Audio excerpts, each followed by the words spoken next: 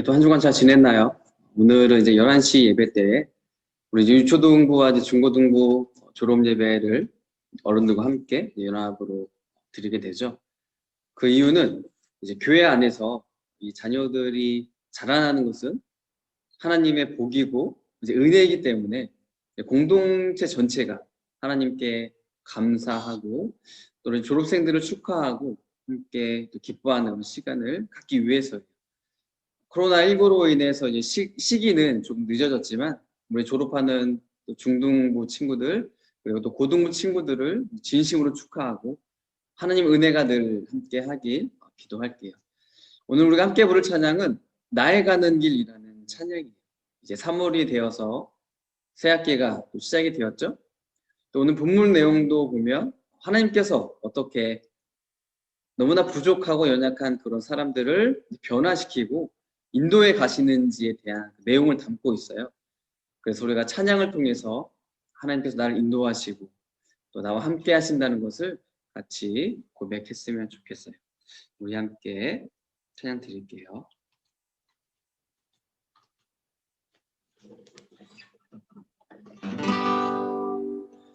나의 가는 길 주님 인도하시네.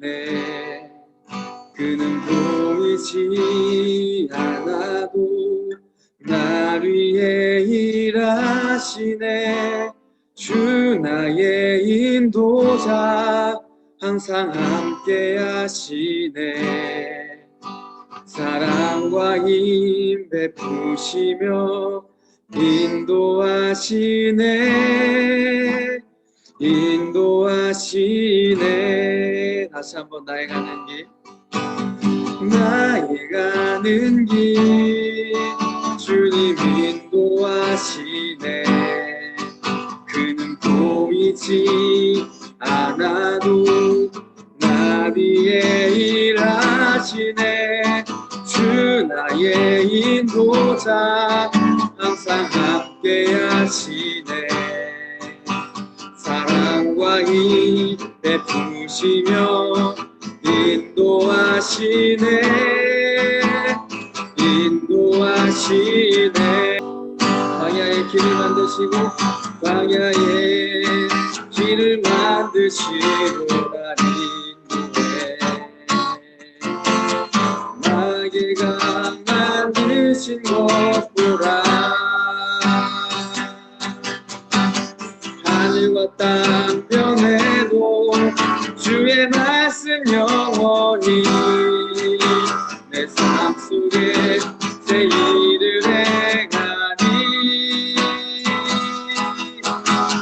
나의 가는 길 주님 인도하시네.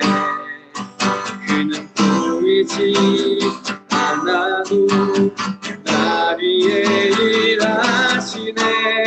주 나의 인도자 항상 함께 하시네. 사랑과 힘 베푸시며 인도하시네. 인도하시네. 네. 오늘 우리가 창세기 27장 전체의 그 말씀을 한번 살펴볼 건데요. 이제 1절부터 40절까지의 말씀이라서 좀 길어요. 그래서 오늘 본문을 우리가 다 읽지는 이제 않을 거고요. 제가 이제 본문에 기록된 그런 이야기의 그 형식을 이제 스토리로 이야기를 해주면서 중요한 구절들을 중간중간 읽으면서 진행을 해볼게요. 창세기 27장에서는 이 이삭과 그 리브가의 아들인 야곱과 에서의 이야기가 기록이 되어져 있죠. 그 내용을 살펴보면 그렇게 좋은 내용은 아니에요. 우리가 아브라함, 이삭, 야곱 하면 하나님의 약속을 이어받은 사람들로 생각이 되어져서 이 사람들은 믿음이 좋고 참 본받을 만한 사람이다라고 생각을 해요. 물론 맞아요. 하지만 그들 역시도 우리와 같은 사람이기 때문에 실수와 이 잘못을 하면서 살아가게 되는 거예요. 오늘 본문은 그 사실 너무나도 잘 드러내주고 있어요. 이제 이삭이 나이가 들어서 이제 앞이 잘 안 보이게 된 거죠. 그리고 이제 이삭은 자신이 죽을 날이 얼마 남지 않았다는 것을 알게 돼요. 그래서 이삭이 한 게 뭐예요? 맏아들인 에서를 불러요. 그리고 에서에게 말을 해요. 들판에 나가서 네가 잘하는 그 사냥을 해가지고 내가 좋아하는 그런 맛있는 요리를 해줬으면 좋겠다. 그러면 내가 그 요리를 먹은 후에 너를 축복하겠다라고 이야기를 해요. 우리가 지난 시간에 살펴봤듯이 에서는 사냥을 하는 사람으로 이제 성장을 해갔고요. 야곱은 이제 온실 속의 화초로 집안에서 자라게 되었어요. 그리고 이제 창세기 25장 28절에 보면 이렇게 돼 있죠. 이삭은 에서가 잡아오는 들짐승 놀이를 좋아했기 때문에 에서를 사랑했습니다. 그러나 리브가는 야곱을 사랑했습니다. 그러니까 이삭은 에서를 좋아했고요. 리브가는 야곱을 좋아했어요. 그래서 오늘 본문에서도 이삭은 자신이 좋아하는 맏아들 에서를 축복하기 위해서 에서만 부른 거. 그리고 에서에게 이제 사냥을 해서 요리를 해오라고 한 거죠. 그러니까 이것 자체가 지금 이제 서로 잘못된 모습인 거죠. 물론 맏아들에게 더 그런 축복이 더 많이 가는 건 사실이에요. 성경에 보면. 하지만 그렇다고 해서 나머지 아들들한테는 축복을 안 해야 된다? 그건 아니거든요. 그런데 지금 이삭은 자기의 맏아들, 자기가 좋아하는 에서만 부른 이것이 잘못인 거죠. 자, 그런데 이때 이 이삭의 아내인 리브가가 이삭이 에서에게 하는 말을 듣게 돼요. 그리고 나서 야곱한테 가서 말을 하는 거예요. 내가 들어보니까 이삭이 너는 쏙 빼놓고 에서를 축복하려고 한다. 그러니까 네가 형보다 먼저 짐승으로 요리한 것을 가지고 가서 그 축복을 빼앗아 와라. 이렇게 이야기를 하는 거예요. 이 말을 듣고 야곱이 어머니한테 이야기를 해요. 그런데 어머니, 형은 털이 많잖아요. 근데 나는 털이 없어요. 근데 어떻게 해요? 만약 아버지한테 갔는데 아버지가 나를 만져보고 털이 없는 것을 알게 되면 내가 아버지를 속이는 것이 들통날 거예요. 저는 그러기 싫어요. 그럼 난 아버지한테 축복이 아니라 저주를 받게 될 거예요. 이렇게 이야기를 해요. 자, 그 말을 듣고 리브가가 13절에 이렇게 이야기를 하죠. 그러자 리브가가 야곱에게 말했습니다. 만약 내 아버지가 너에게 저주를 하신다면 그 저주는 내가 받으마. 그저 내가 시키는 대로만 하여라. 가서 염소 2마리를 끌고 온다. 자, 리브가는 걱정하지 마. 그 저주 내가 받을게. 넌 아무 걱정하지 마. 라고 하면서 어떻게 해서든지 그 애굽에게 이 에서에게 가는 축복을 빼앗아 가지고 야곱한테 주려고 했던 거예요. 우리는 여기서 이삭의 가정이 이제 처음부터 잘못되었다는 것을 발견하죠. 이삭은 에서를 좋아했고 리브가는 야곱을 좋아했어요. 이 말은 부모가 자녀를 향해서 편애했다라는 것을 보여주는 거예요. 부모라면 물론 이 자녀에 대한 사랑이 완전히 같을 수는 없을 거예요. 그러나 그렇다고 할지라도 대놓고 이 자녀들을 편애를 하면 안 되죠. 어떻게 해서든 균형을 맞추려고 하고 어떻게 해서든지 똑같이 사랑을 하려고 하는 게 건강한 그런 부모의 모습이에요. 하지만 이 이삭과 리브가는 아예 대놓고 이제 편애를 하는 거예요. 편가르기를 하는 거예요. 그래서 이삭은 죽기 전에 에서만 축복하려고 했던 거죠. 다른 자녀에 대한 축복은 고려하지도 않았어요. 생각도 하지 않았어요. 반면에 리브가도 보면 오로지 야곱만 좋아했어요. 그래서 에서가 형이지만 에서보다 그 야곱이 맏아들의 축복을 받게 하려고 이제 음모를 꾸몄던 거예요.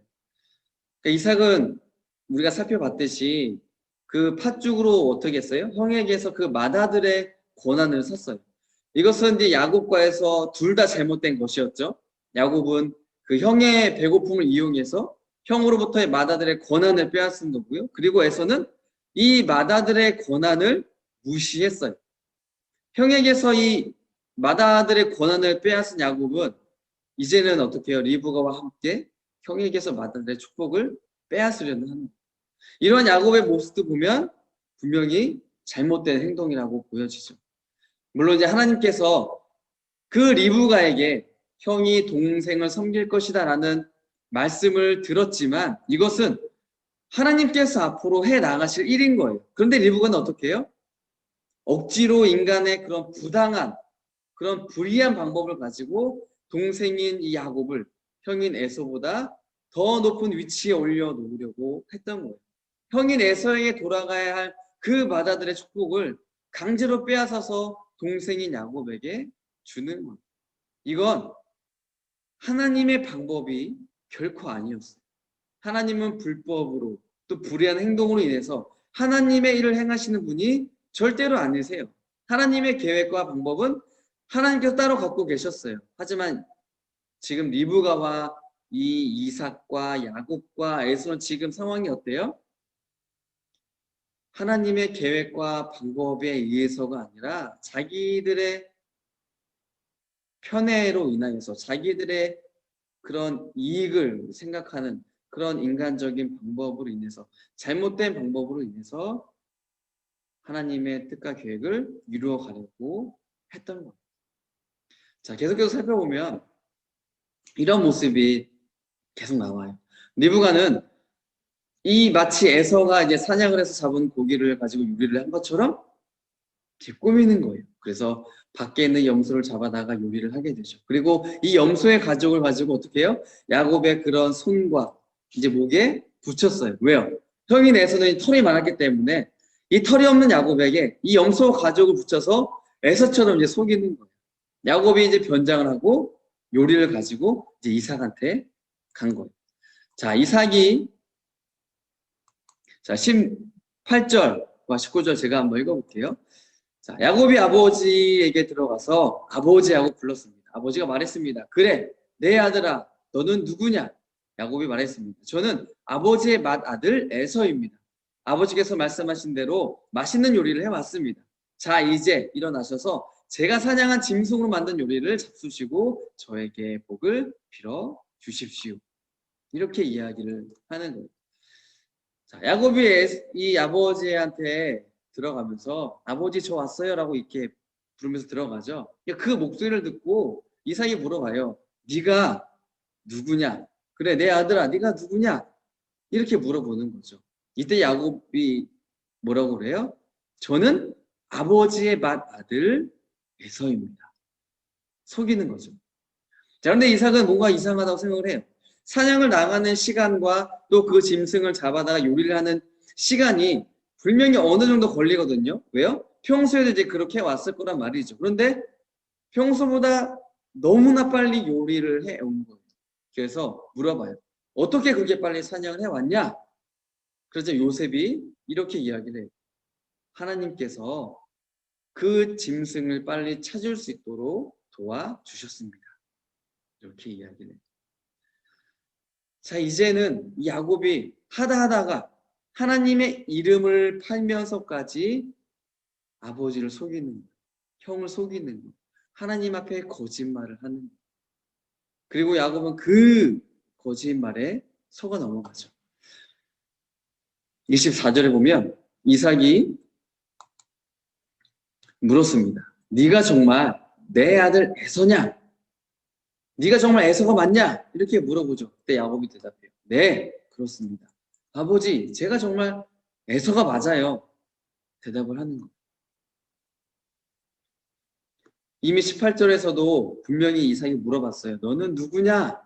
그때 저는 맏아들 에서입니다. 라고 했죠. 24절에서 다시 한번 물어봐요. 네가 정말 에서가 맞냐? 이번에도 야곱이 대답을 하죠. 네, 정말 제가 에서가 맞습니다. 지금 이 야곱은 반복적인 거짓말을 통해서 아버지를 속이고 있는 거예요. 게다가 하나님의 이름까지 들먹이면서 거짓말을 했어요. 이것이 야곱의 연약한 모습이에요. 하지만 이삭은 야곱이 정말로 에서라고 믿었어요. 그래서 야곱에게 이제 축복을 하는 거죠. 여기서 이제 문제가 발생을 해요. 이삭이 야곱을 축복한 후에 누가 와요?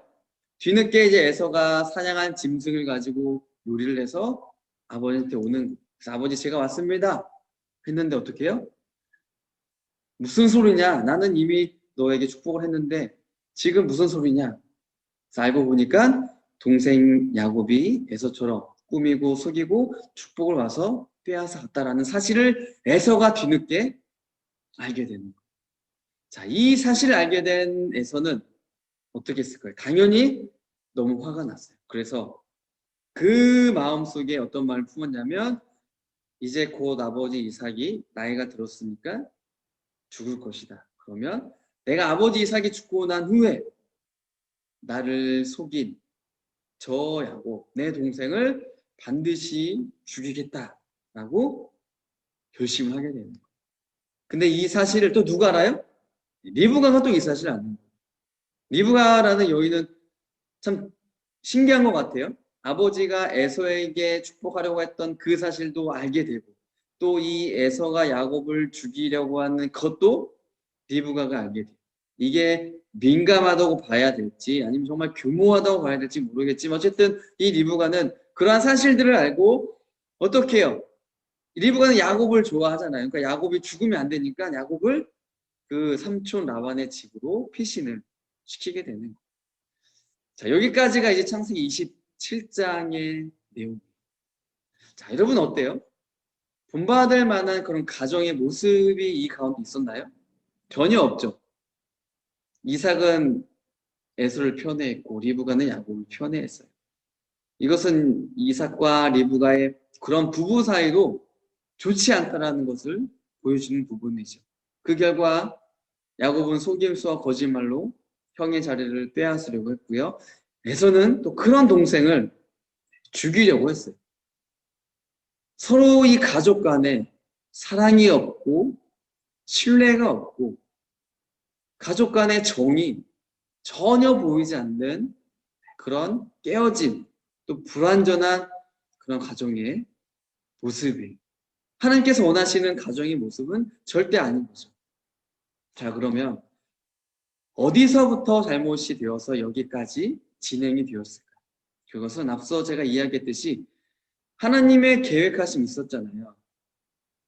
형이 동생을 섬길 것이다. 그런데 그 계획하심을 따르지 않고 인간의 욕심과 인간의 편애와 인간의 이기심으로 살아왔었기 때문에 그래요.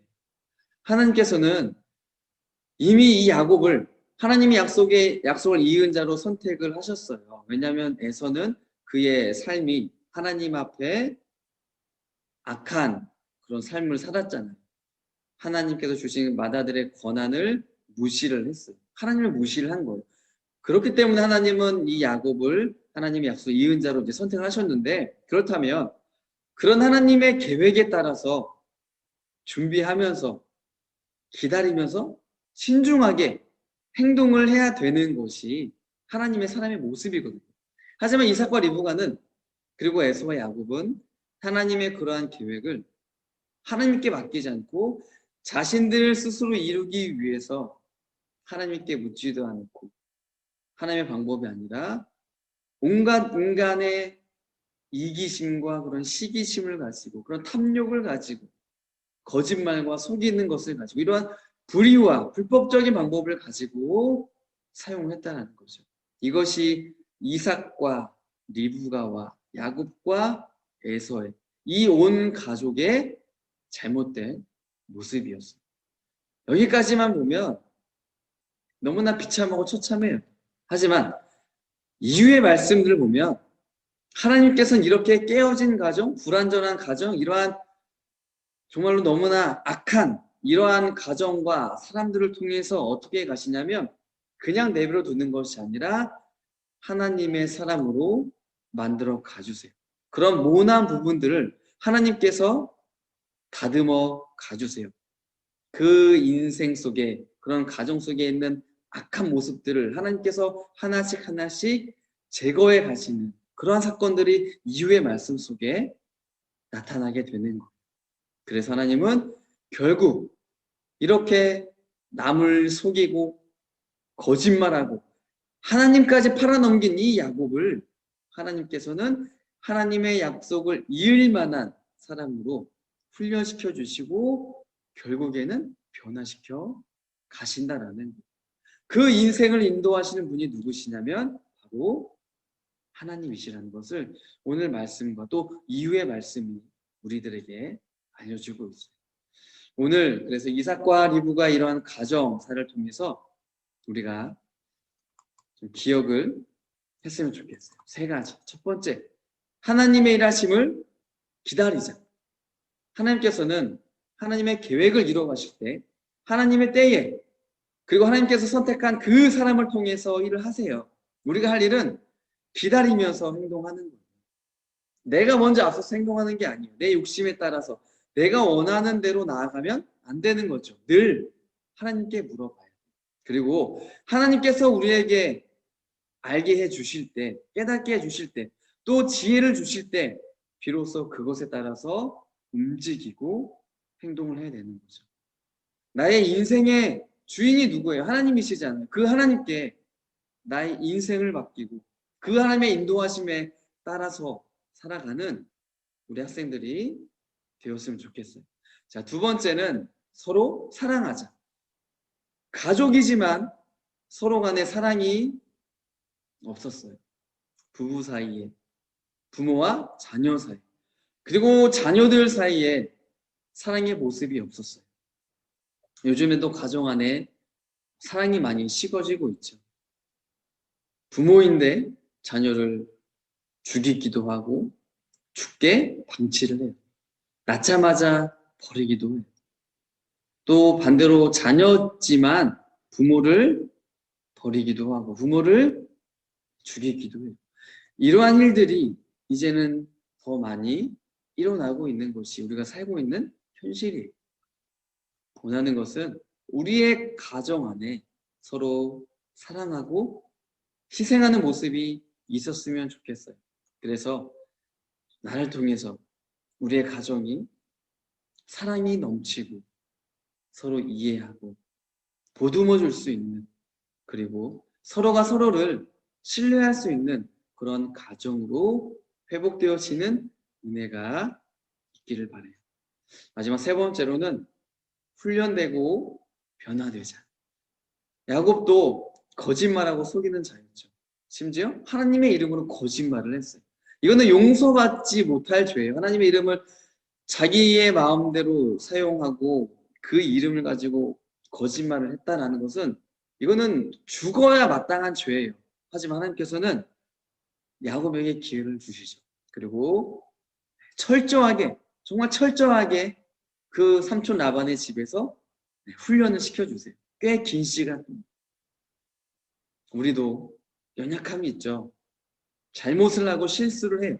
범죄를 한단 말이죠. 하지만 이것이 반복이 되어지면 안 돼요. 하나님의 말씀 앞에서 늘 나의 삶을 비춰보면서 내 안에 있는 잘못된 것들을 고쳐나가고 또 옳은 방향으로 내가 잘 가고 있는지 늘 살펴보면서 하나님께서 기뻐하시고 원하는 그런 우리 중고등부 학생 한 사람 한 사람이 되기를 소망합니다. 잠시 기도할게요. 참 주신 하나님, 너무나 감사드립니다. 이제 더 3월이 되어서 새 학기가 시작이 되었어요. 우리 친구들 새로운 환경이 되고 또 새로운 환경에 잘 적응할 수 있게 도와주시고 좋은 선생님 만나고 또 좋은 친구들 만나서 그들의 학교 생활과 학업 생활이 하나님의 은혜 가운데 잘 이루어질 수 있도록 하나님 함께 해주세요. 우리의 인생의 주인, 우리 인생의 주관자, 목자 되시는 분은 오직 하나님밖에 없다라는 사실을 우리 친구들이 기억하게 도와주셔서 하나님께 나의 삶을 맡기고 그분의 인도하심에 따라가서 나의 재능을 발견하고 그 재능을 가지고 이웃을 섬기고 또 하나님을 기쁘시게 해드리는 우리 친구들을 되게 도와주세요. 하나님, 우리 친구들의 가정 안에서도 많은 사랑이 필요합니다. 먼저 다른 사람에게 사랑을 바라고 구하고 원하는 것이 아니라 먼저는 내가 먼저 사랑하고 내가 먼저 희생하고 사랑으로 품고 보듬어 나가는 학생들 되게 도와주시고 우리 학생들을 통하여서 깨어진 가정에 회복이 있고 사랑 없는 가정에 사랑이 있는 그런 가정들로 주님께서 은혜를 베풀어 주세요.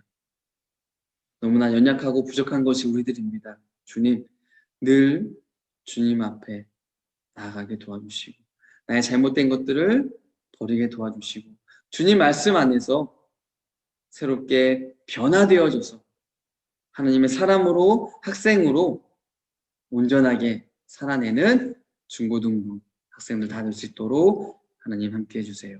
감사하며 예수님의 이름으로 기도드립니다. 아멘.